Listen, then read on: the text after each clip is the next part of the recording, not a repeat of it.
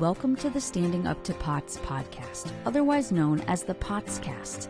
This podcast is dedicated to educating and empowering the community about postural orthostatic tachycardia syndrome, commonly referred to as POTS. This invisible illness impacts millions, and we are committed to explaining the basics, raising awareness, exploring the research, and empowering patients to not only survive but thrive. This is the Standing Up to POTS podcast. Hello, fellow POTS patients and most appreciated people who care about POTS patients. I'm Jill Brooke, your horizontal host, and today we have an episode of the POTS Diaries. So today we're speaking with Becca. Thank you so much for joining us today, Becca. Yeah, I'm excited to be here. So let's start with the basics. Where are you and how old are you? I am in Utah, and I'm 26 years old. Okay, and there's actually more than one of you there technically. Do you want to tell us about that? Yeah, I am pregnant. I'm about 22 weeks, and I have a baby girl who's 19 months, and so, yeah, we're a family of 4 here next year. Congratulations. Okay, so before we talk about that, let's hear a little bit more about you. Can you tell us what you enjoy doing or what you are passionate about? Yeah, I'm really passionate about my family. I love being around my kid, and I used to be really into, athletics. That was my thing, and so different now, but been trying to get more into, creative things that I put off for a long time because I was so into sports. And so I like to paint and I love to write, make jewelry, any creative type thing is my go-to. And yeah, I love playing with my baby girl. She's super funny and insane and crazy, and she makes me laugh. So that's my main thing these days is we just hang out together a lot. So that's great. Okay. So what would your family and friends say about your personality? So I asked my husband, and he said fun and likes to laugh and silly. So I have no depth to me, apparently, because all the same things. But I made him dig deeper, and he brought up the creativity and that I'm very honest and open, and I'm pretty straightforward, and it's physically impossible for me to lie. I'm very you don't have to worry about that with me. And yeah, I like to have fun. We like to play pranks and do dumb stuff at Walmart. And yeah, I'm trying to be more mature, but I'm a mom now, I got to grow up. Okay, so your house sounds really fun. Can you talk a little bit more about pranks and or dumb stuff at Walmart? Any example, any stories? It's all stuff that was really funny in the moment. And then when I go back and tell the stories, I'm like, that wasn't that funny. And so we didn't do anything crazy. We built forts on the tallest level of shelving until we got kicked out. I don't know. We would just do stuff that we thought was hilarious, and it really wasn't. It was just something to pass the time and make us feel like we were, so naughty, but we weren't. That sounds fun. Okay, one more question about you. If we make you brag about yourself, what are you good at? Before POTS, I was really good at anything with my hands, really good at sports that required hand-eye coordination and drawing and stuff like that. And so that was what I was into. I love to learn how to do different juggling things. And I was always trying to pick up new random little skills that I could, show off to boys I liked and impress them and, do stuff at parties. And so that was pretty much what all my hobbies were centered around, was I really liked using my hands. So great. Okay. So you mentioned a time before POTS. How long ago was that? And can you tell us what your life looked like in the year leading up to when POTS entered? Yeah. So before POTS, everything started when I lived in Hong Kong. I was doing a mission for my church there. And before that, I was in college, just playing a lot of tennis and going to a lot of dances, pretty much just always moving. I was a bit of a spaz, honestly. I didn't know how to sit down. I didn't know how to calm down. And I ate, exercised, hung out with friends, and that was just my life on repeat. So, yeah, and then I went to Hong Kong and things got a little crazy. everything changed. Wow. Okay, you have so many fascinating things to think about. So what happened in Hong Kong? There's not really one thing that started my dysautonomia. There's a lot of events that continued to add upon my symptoms. But the thing that seemed to kick it off was I had some black eggs. They're called 1,000-year-old eggs in Hong Kong. And they're super good. They sound better than you'd think that they would taste, but they did not do good things for me. I just had like the craziest bathroom experience of my life. And then that was the first time I came close to passing out. My like vision started to go and my hearing went like, I knew people were talking to me and trying to get in the bathroom, but I couldn't really understand. And eventually I somehow got the strength to like unlock the door. And when they came in, they, were like, what's going on? And I couldn't really talk. I was super out of breath and I wasn't completely unconscious. And I just remember they called the mission nurse and they're like, Sister Perry is passed out on the floor. I don't know if she can understand us or hear us. And I guess the nurse told them to give me some eggs. I don't know, like, since when is that like the food that you give when someone's dehydrated? But so they like put some eggs in my mouth, gave me some orange juice, and basically just said a prayer and put me back on the bed over by the black mold. And I just stayed there for a couple of days and it was super intense. I couldn't move for a good like 24 hours. No one warned me about the black eggs, but apparently like it's something that some people don't do well with. You know what they say, hospitals can heal the body, but some eggs and prayer is cheaper. So that's what we did. I just laid there and prayed that things would get better. And they did. I kind of recovered from that, but everything was different from then on. I just started getting sick a lot more, and I started getting like just that feeling that you're not quite getting enough air, and like I just started collapsing everywhere. It was a lot of walking in the mission, and it was really hot, it was humid, like it's an island, and things just kept progressing. And again, like the black mold in the apartment I was staying, I don't know if that was like a big part of it, but I'm sure that contributed to things getting kind of funky. And so as the mission went on, I just kept getting more and more sick. And I thought that I was just getting like new Hong Kong viruses. Like I thought I was just getting like some weird flu like every couple of weeks. And I started having facial twitches. The left side of my face went partially numb for like 6 months. My eyes started wigging out. Like I couldn't close my eyes without like holding my eyelids down with my hands to sleep, or else they would just like shake until they flew open. Things were just getting real weird. And so, of course, I saw a doctor and he told me, as most of us POTS patients have been told, this is not a problem of the body, it's a problem of the mind, and you're at the wrong doctor. Oh my goodness. Can I just interrupt for a second and ask some questions? Uh-huh. Oh, I am so sorry. And I'm blown away because this is such a unique story. And this is definitely the first time I've heard of somebody being brought down by like an edible delicacy. Is that correct? I mean, for starters, can you tell us more about black eggs? What are they? I wish I knew. I don't know what they do with these eggs. I just know they're black.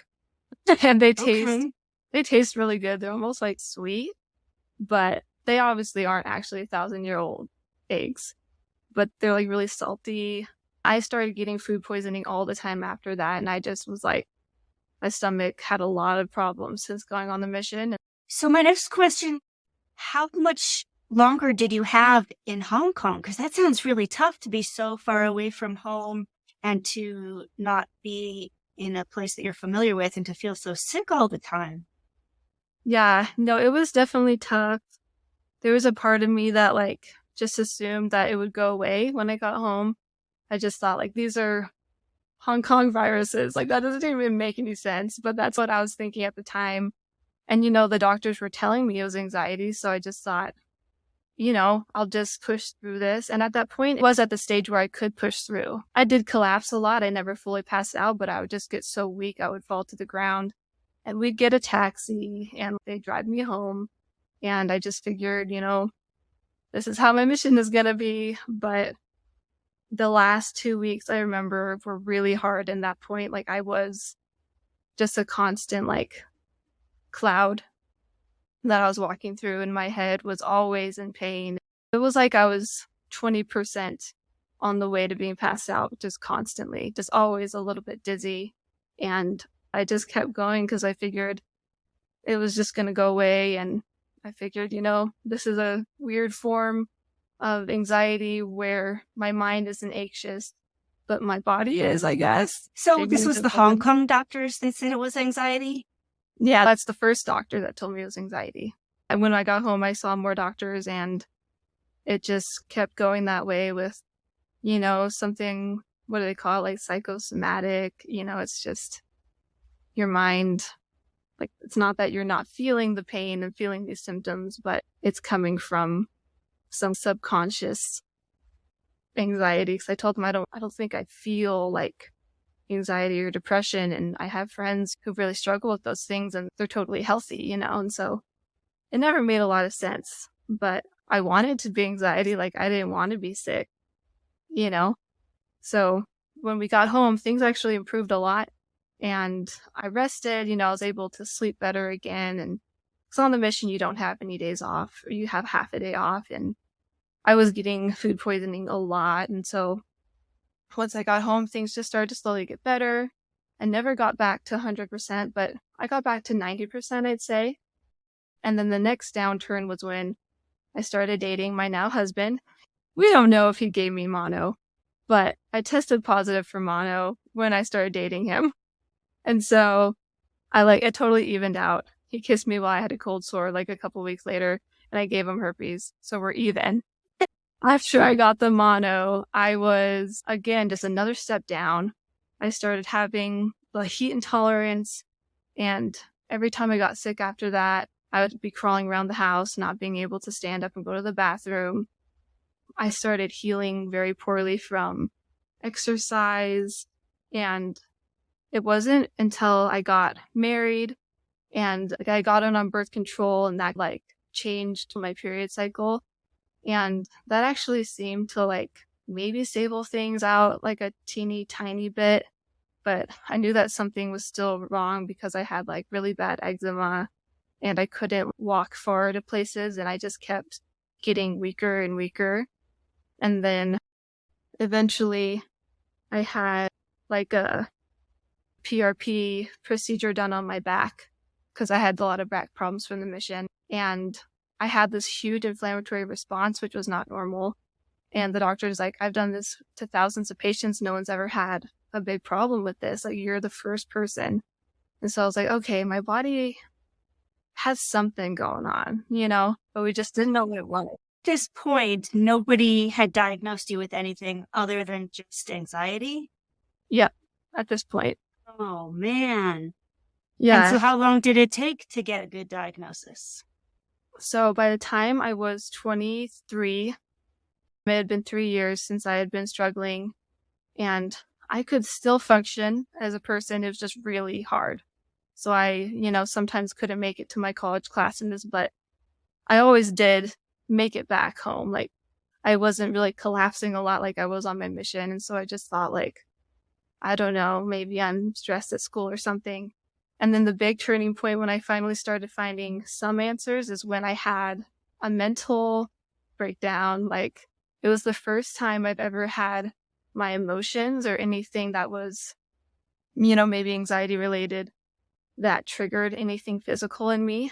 And so this is when I really believed it was truly anxiety causing this, because you have this big stressful moment and your symptoms worsen and you think, oh, it is anxiety.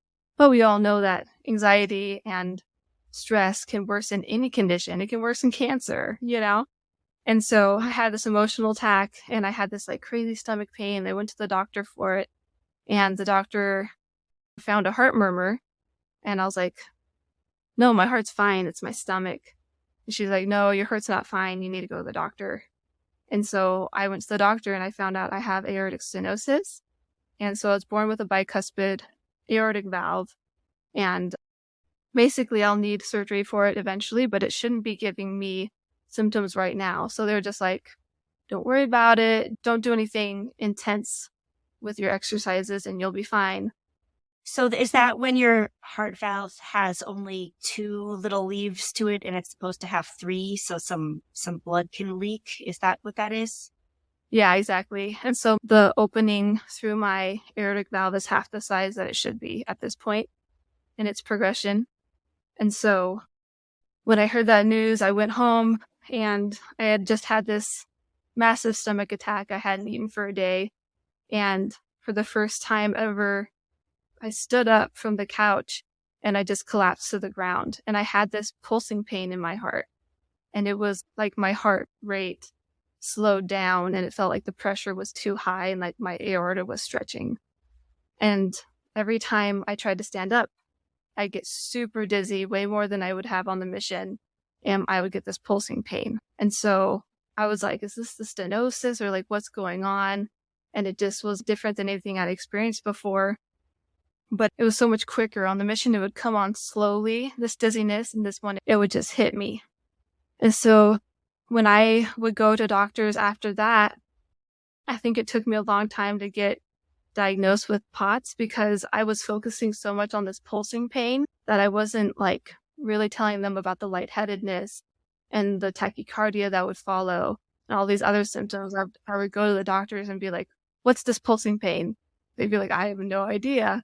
And so eventually, after I got pregnant, I was finally diagnosed with orthostatic hypotension. So we knew I had a blood pressure drop upon standing, and maybe the pulsing pain has to do with that. That pregnancy with my first kid was when I became bedridden for the first time. And I had a lot of strange cardiac issues. I had like hemiplegic migraines, which are like mini strokes, I guess. And those were terrifying, but we still didn't have any answers other than this aortic stenosis, which, according to my doctors, shouldn't be giving me symptoms at this point.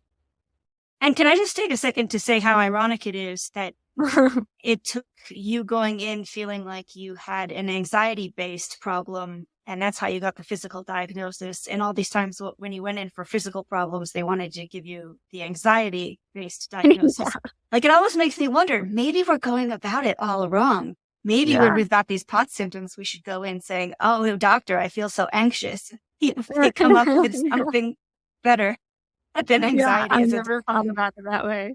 It's so true. Oh, man. Okay. So now your first pregnancy and you're having, did you call them hemiplegic migraines? Hemiplegic migraines. I think I'm pronouncing that right, but I don't know for sure. And can you say more what that is? Yeah. So with the one I got, what happened was like, it started in my hands. I had some numbness that was spreading up my fingers, and then it spread to my face, and it was all along the left side. And so I thought I was having a stroke. And because I knew like with my stenosis, my aorta was already having some issues, and I have a lot of pressure in my carotid artery sometimes. And so I was like, oh my gosh, I'm having a stroke. And I started having double vision, and those were like the main symptoms. And I just felt a little off in my head, like I couldn't focus. But it was probably just a hemiplegic migraine. But by the time we could get testing, it was gone. And so I just had like a lot of other migraines as well. And so that's the diagnosis we put to it, but we don't know for sure what that was. And it hasn't happened this time around. But basically. Okay, that sounds terrifying. Yeah. It was scary. But it went away after like 30 minutes and then never happened again. And it was in my second trimester with that first pregnancy that things just got a lot better, and I started exercising again and like really wasn't hugely symptomatic. I still got the pulsing pain upon standing and like if I increased my exertion, but it wasn't anything that really limited me from taking care of myself, you know? And so I had my baby. Of course, postpartum was insane for its own reasons, and I have EDS. I dislocated my tailbone, and there were hard things, but my POTS was pretty under control. As long as I didn't stand still, I could still walk around, and I could still take care of my baby with some help, you know? And then crap hit the fan. Oh, no. When I got mastitis. And so we all know, bacterial infections and POTS is not a good thing. Yeah. And you said when you got what? What did you get? Sentinella? Mastitis. So it's an infection Oh. of the breast when you're breastfeeding, and it's fairly common, but if you have dysautonomia, it is obviously more intense. So that was the first time things ever got concerning enough to where the doctors were like, okay, I'm paying attention now.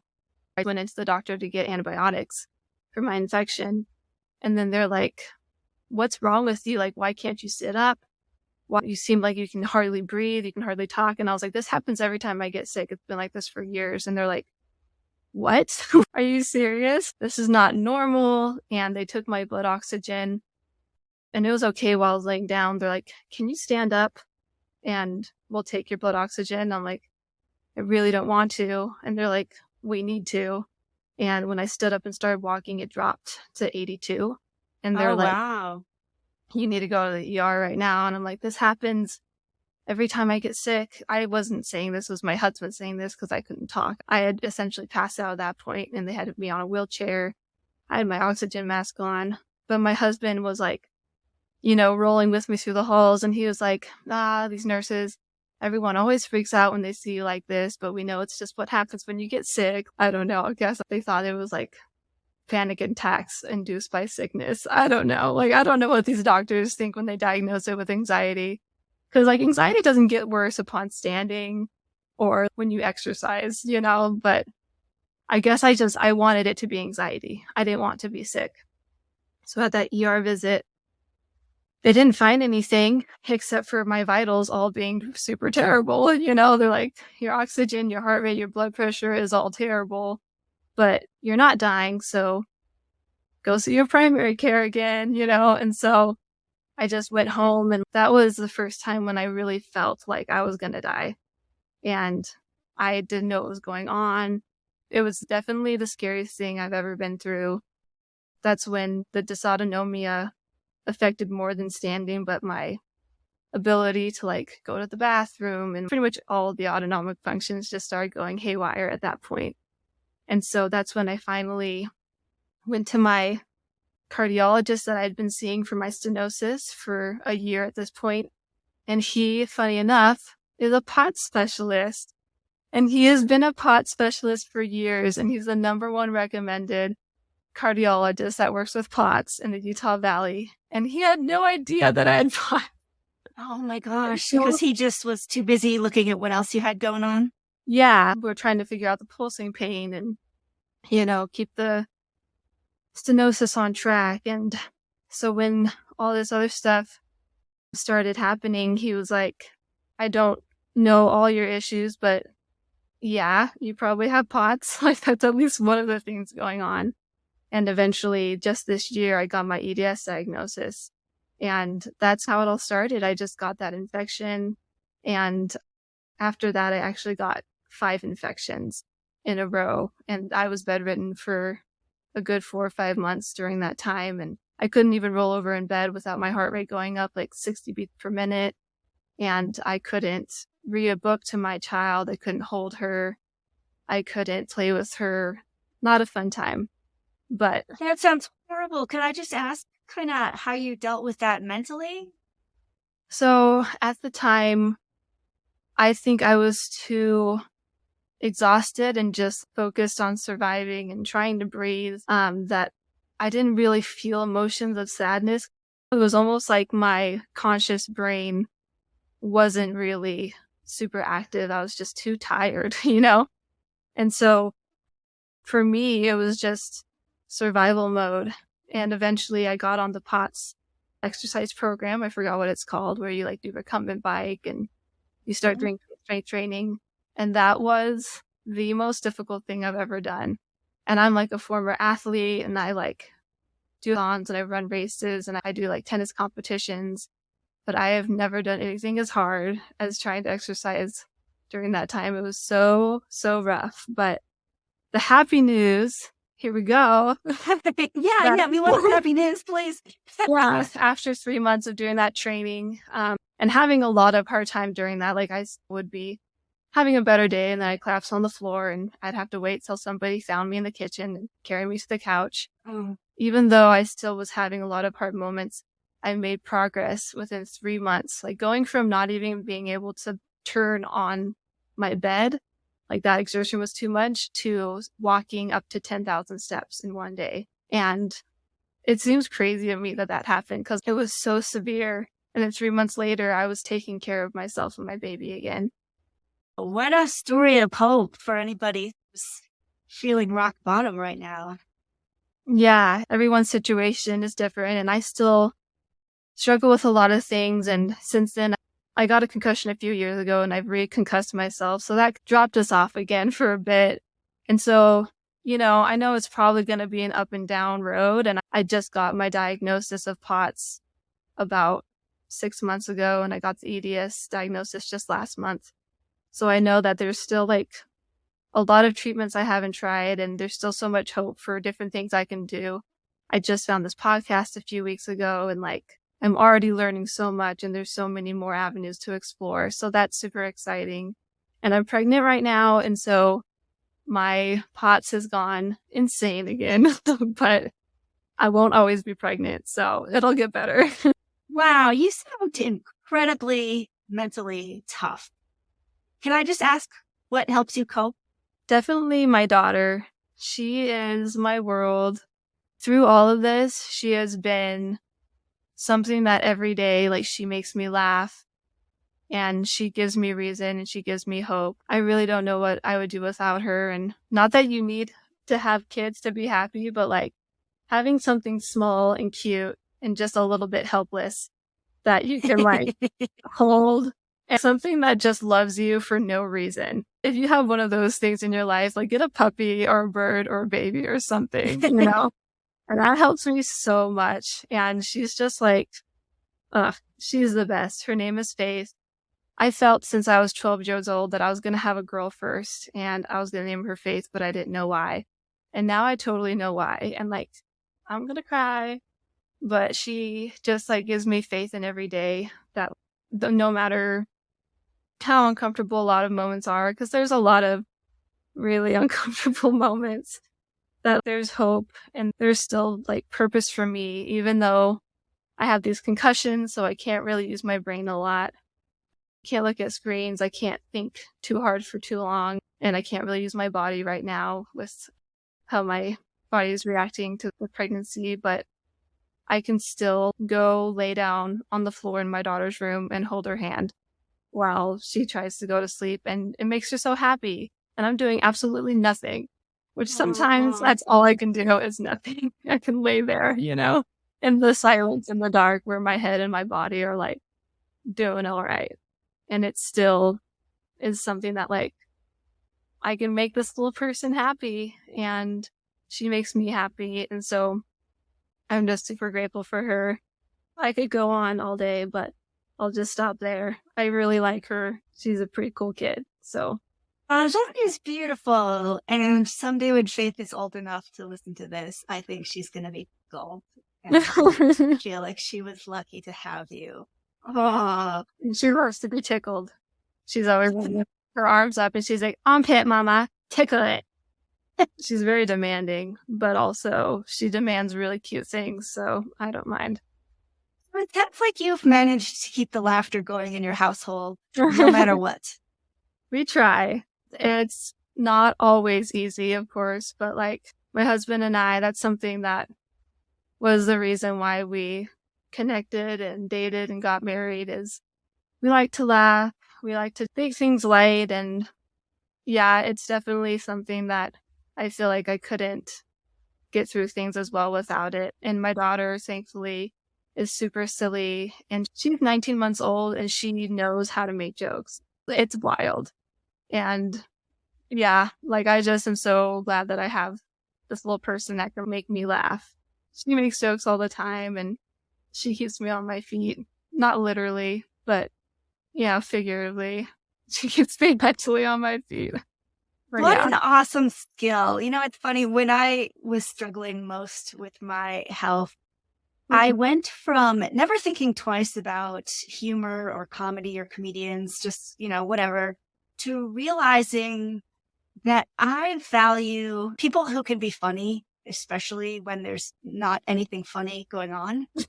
I think they give such an enormous gift to the world, and they can alleviate so much pain. And now I hold up comedians as almost like these very, very treasured people in the world. And I'm just so tickled that at 19 months, your daughter already knows how to make jokes. Like, oh man, I can't wait to see what she's saying when she's a little bit older. What a great thing to have in the household. Yeah, she is much appreciated. Every time I'm having a hard moment and I just feel like, what's the point? Like half the days are completely useless and then the other half of the days are still really, really hard. And then she just walks in and she does something silly and she tries to beatbox and she's dancing and it just makes me laugh and everything just seems a little bit better. Oh my gosh, that sounds amazing. Now, should we skip the speed round or would you enjoy the speed round? Yeah, for sure. Do a speed round. Okay, perfect. And whatever comes to your mind first, it's fair game. What is your favorite way to get salt? My husband hates watching it, but I like licking the salt off of chip. So the chip part isn't that great for me, but I don't know, something about just eating seasoning. Now I have an excuse for it, though. I've always done that, and now I'm like, it's for my health. You can't judge me. What is the drink you find the most hydrating?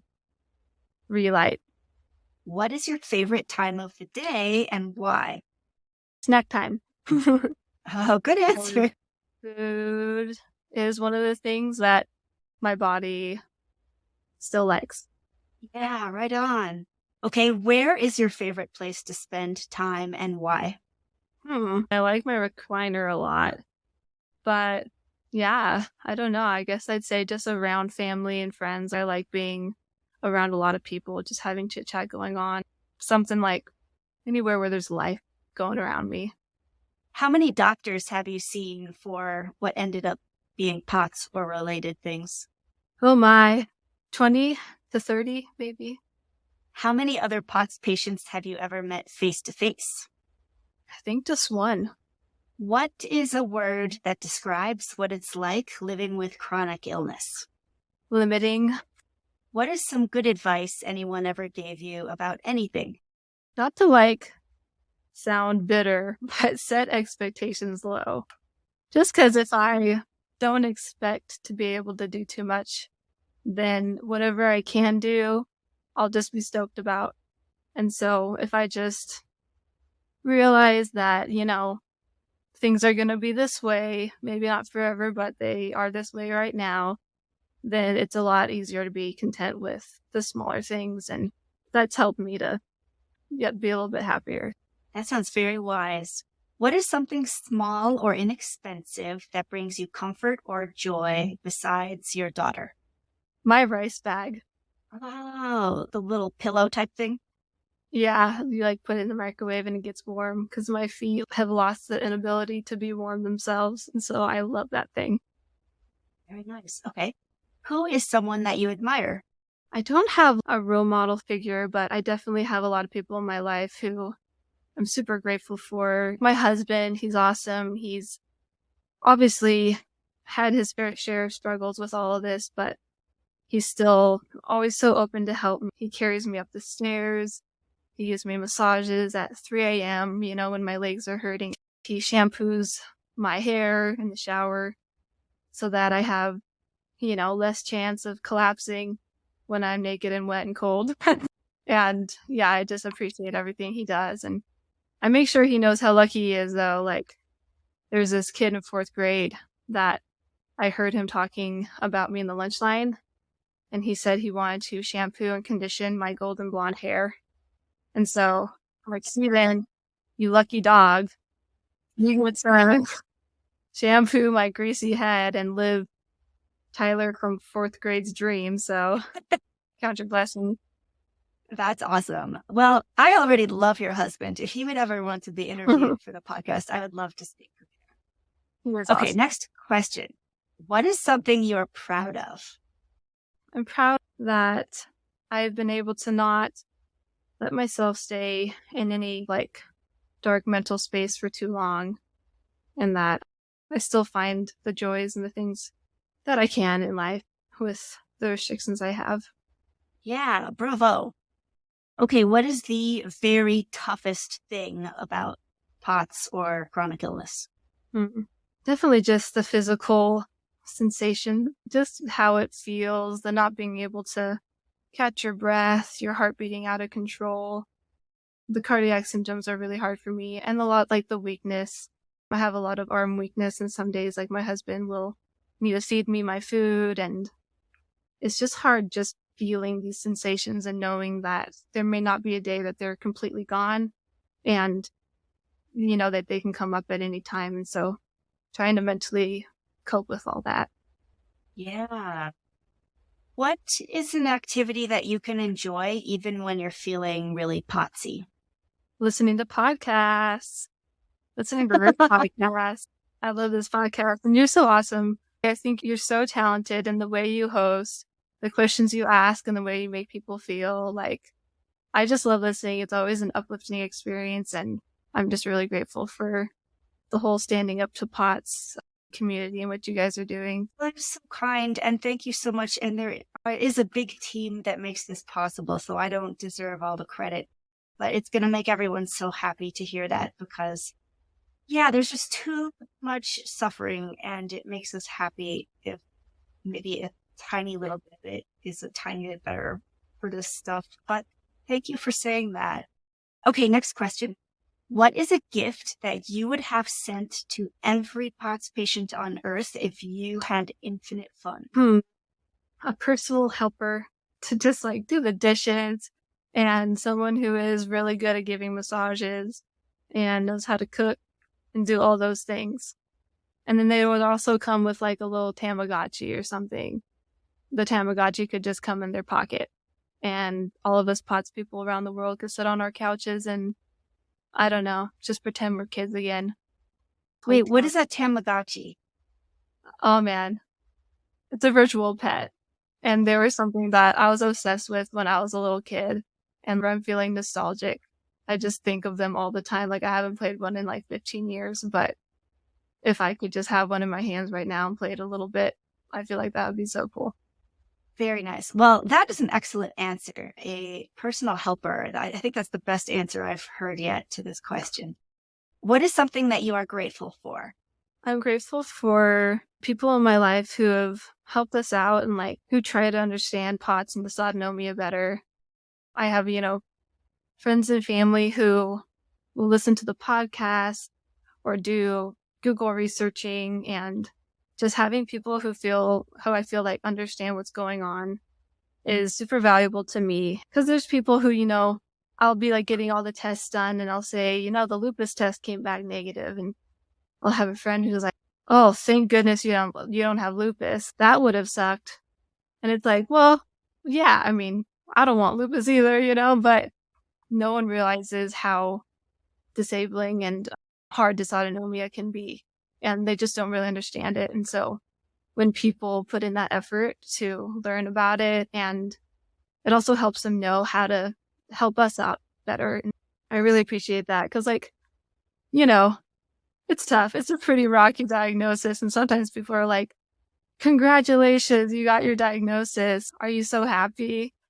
And I'm like, no, I wanted to just have bad anxiety and then find a magic pill that would make me feel better. It's funny. I hear a lot of POTS people on the podcast talk about how they were so happy when they finally heard it wasn't anxiety and they got validated that they had a real illness. And for me, it was the opposite, because you wouldn't have somebody say like, dude, I just found out my headaches are from a cancerous tumor, and then have the response be like, well, congratulations, you found it. They'd be like, oh man, I'm so sorry, that sucks. With this condition, if people could just like understand, like, it's actually a pretty big deal and it's super tough. And yeah, just to have a little bit more sympathy around that. Yeah. So shout out to anybody who does not have POTS who's listening to this right now and is listening to understand for loved ones. We appreciate Yeah, for you. sure.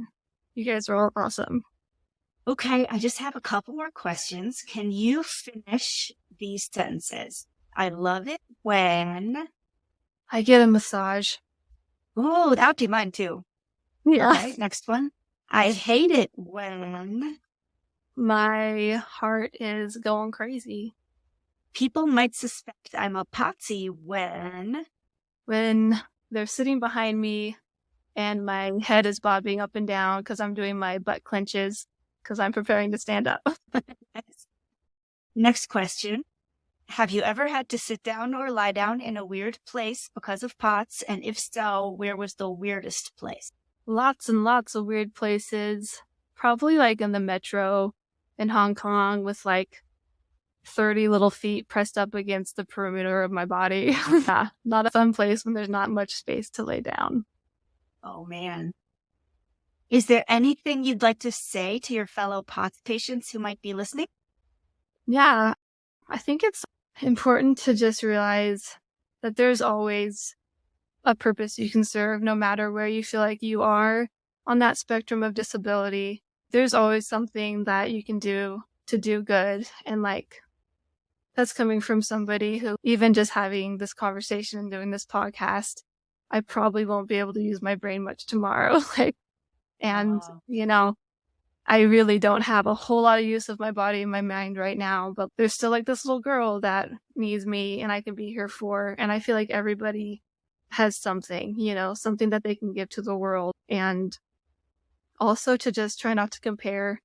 That's something I've struggled with. You know, other people who are finding a little bit more solutions or their POTS is a little bit more under control.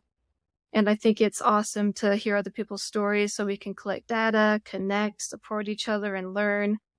But, you know, to not compare and realize we all have different bodies, different comorbidities, and we're all on a different part of the journey. Oh, that's just beautiful and so poignant and so wise. I think I want to just leave it there and make those last words. Becca, thank you so much. And I thank you for making this your priority today and sharing this. And, you know, the fact that you probably tired yourself out for the next day and a half, that means a lot to me. And I think you've said so many important and beautiful things that are going to help a lot of people. I just thank you for making that sacrifice. And I know that everybody listening is wishing you all the best going forward. I hope we'll talk to you again in a year and we'll hopefully hear about all kinds of good surprises that come your way. For sure. Thank you so much for having me on. I really appreciate it. Hey, listeners, I hope you enjoyed today's conversation. We'll be back again next week. But until then, thank you for listening. Remember, you're not alone, and please join us again soon. As a reminder, anything you hear on this podcast is not medical advice. Consult your healthcare team about what's right for you. This show is a production of Standing Up to POTS, which is a 501c3 nonprofit organization. You can send us feedback or make a tax-deductible donation at www.standinguptopots.org. You can also engage with us on social media at the handle Standing Up to POTS. If you like what you heard today, please consider subscribing to our podcast and sharing it with your friends and family. You can find us wherever you get your podcasts or at www.thepotscast.com. Thanks for listening.